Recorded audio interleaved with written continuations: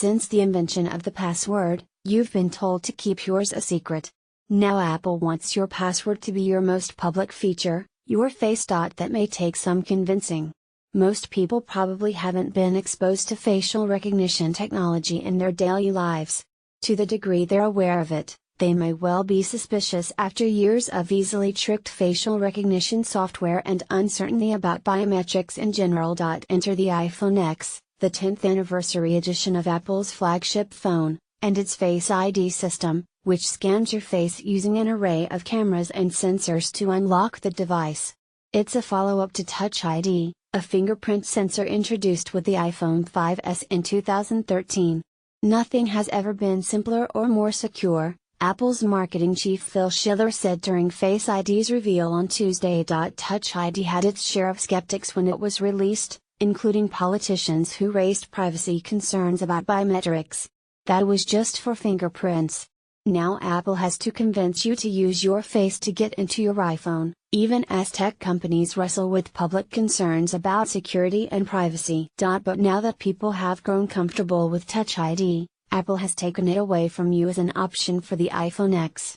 It's Face ID or passcode. The majority of Americans don't trust companies to keep their data private. You can probably name half a dozen data breaches off the top of your head.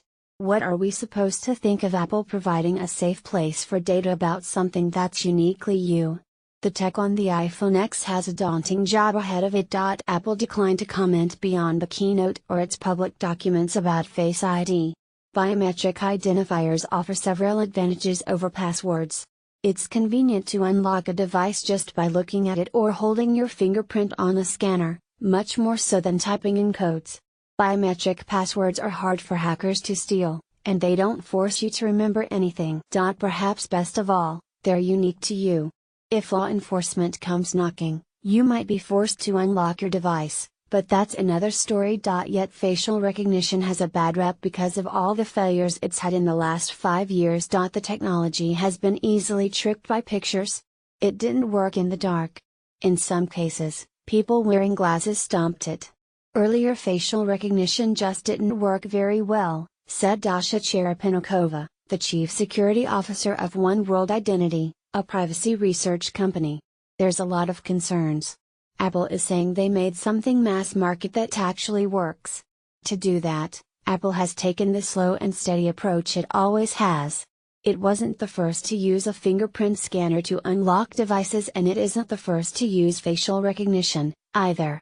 Apple took its time to make sure Face ID didn't slip into the same pitfalls its predecessors did. Slow and steady facial recognition existed on Google's mobile operating system as early as 2011, when Face Unlock was introduced in Android 4.0. People have been tricking facial recognition since then, too. It was as easy as holding a photo of a face up to the camera on your phone, which couldn't tell the difference. You would think that in the last 6 years, this would have stopped, but nope. Just this month it happened to Samsung's Galaxy Note 8, one of the most powerful devices running Android. When it's this easy to fool facial recognition technology, public trust in biometric security is bound to drop. Research from RSA Security and Harris Poll found that only 28% of consumers trust facial recognition as a password. After Apple announced Face ID, former NSA contractor Edward Snowden, who leaked classified documents about the agency's widespread spying, raised concerns about normalizing facial recognition. Snowden said in a tweet it was a tech certain to be abused. There's a lot of vendors who rushed facial recognition to market, said Jim Ducharme, RSA's vice president of engineering and product. Not only were there concerns about privacy and security, but the usability of it. So Apple had to develop a system that couldn't be tricked by pictures or 3D printed models. The iPhone X doesn't rely solely on a camera to recognize your face. It uses scans from an infrared camera, a depth sensor and a dot projector that looks at about 30,000 spots to recognize your facial pattern. The phone scans in 3D, so static images won't work. Apple worked with Hollywood mask makers to defend against fake faces, boasting that it'd be a 1 in a million chance that Face ID gets tricked by a replica. Me holding up a picture of somebody is rather useless because it's not the infrared image, Ducharme said. The approach that they're using to recognize the face is very different than using a camera to take a selfie. The iPhone X won't be available until November, so we can't test it for ourselves yet. But Apple has already demonstrated